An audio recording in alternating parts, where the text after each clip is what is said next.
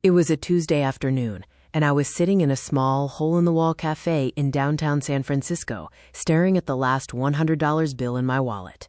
It wasn't a lot of money, but it was all I had left. My rent was due in 2 days, and I'd already maxed out my credit card.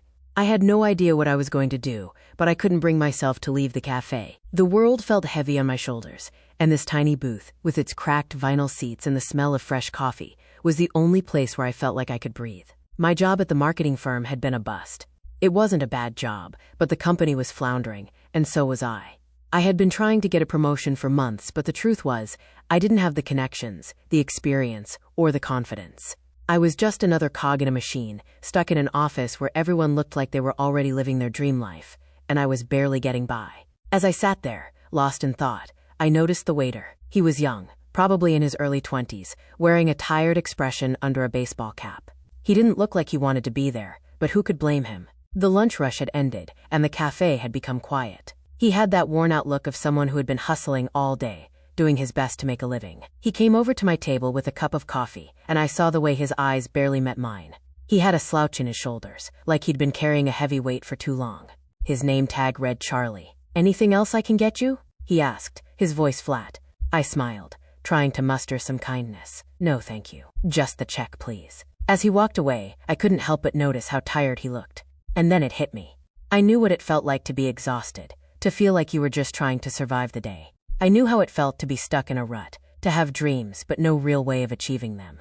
And I wondered if he felt the same way. A sudden impulse struck me. I reached into my wallet and pulled out the last $100 bill. I didn't have a good reason for doing it, but I just felt like I had to do something. I grabbed the bill and waved him over when he passed by. "Hey, Charlie," I said, and he turned, surprised. "I want to give you a tip." He hesitated, looking at the bill in my hand like it was a foreign object. You don't have to do that, ma'am."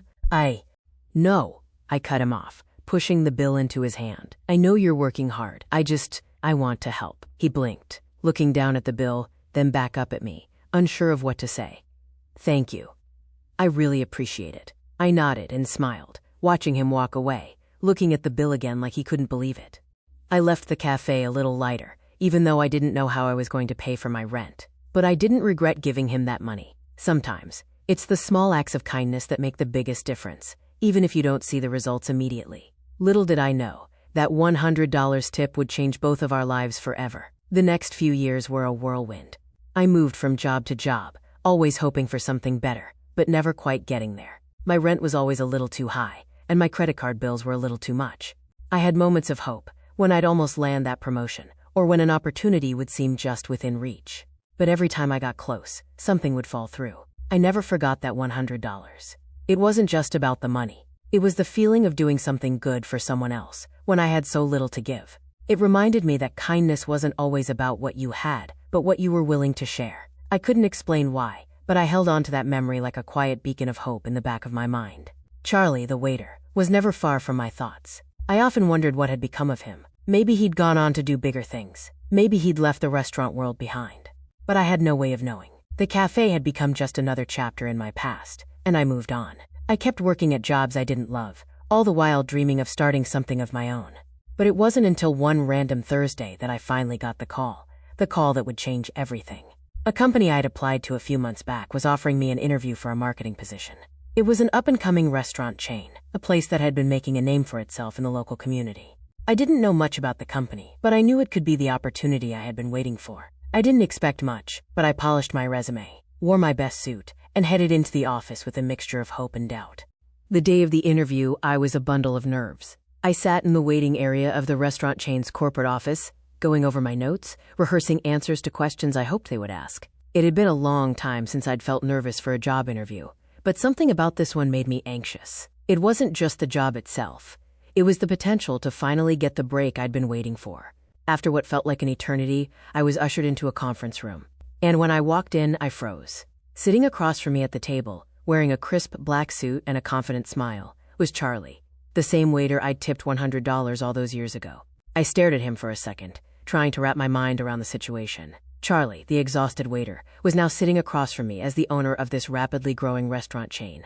His name, as I soon learned, was Charlie Reed, and he had gone from waiting tables to becoming a successful entrepreneur with several locations of his own.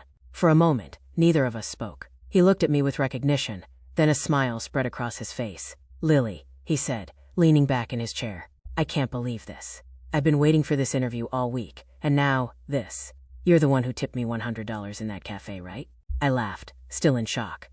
"Yeah, I didn't expect to see you here. But wow. This is crazy." He nodded, his eyes softening. "You probably don't know this, but that $100 tip changed my life. That was the day I decided I wasn't going to stay in that job anymore. I was going to do something more. I couldn't accept just working for tips anymore. I wanted to build something for myself. You didn't know it then, but you were the spark that started everything for me." I was stunned. I never knew. He smiled again, then got serious. "I remember thinking about that moment a lot. You didn't have much, but you still gave what you had. That kind of generosity. That's the kind of person I want to work with. You've got the kind of heart that's hard to find in this industry." He paused for a moment, and then came the bombshell. "Lily, I want to offer you a job, not just in marketing, but as part of the team that builds the next chapter of this company. We've got a lot of work to do, and I think you could help us get there." I couldn't believe my ears. After everything I'd been through, this was the moment I had been waiting for.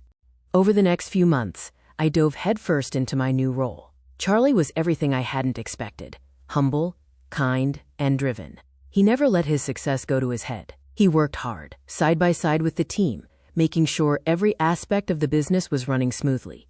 I learned so much from him. He didn't just give me a job, he gave me the chance to grow, to learn the ropes of running a restaurant chain from the ground up. And more than that, he showed me what it meant to be truly generous, not just with money, but with your time, your knowledge, and your trust. As the company expanded, I took on more responsibility. Charlie and I worked together to open new locations, launch marketing campaigns, and build relationships with investors. The company flourished, and I found myself thriving in ways I never thought possible. And all the while, I never forgot the lesson he taught me. It wasn't just about success. It was about generosity, kindness, and the way those things come back when you least expect it. Years later, as I stood next to Charlie at the grand opening of our newest restaurant, I couldn't help but reflect on how far we had come. Our restaurant chain was now one of the fastest growing in the region, and I was sitting at the helm of the marketing department, helping shape its future. I had everything I'd ever wanted, but more than that, I had the respect and trust of someone I admired deeply. Charlie had not only changed my career, he had changed my life. And none of it would have happened if I hadn't taken that small moment to be kind. As we cut the ribbon and watched the first customers trickle in, I glanced over at Charlie, who caught my eye and gave me a knowing smile. He didn't need to say anything.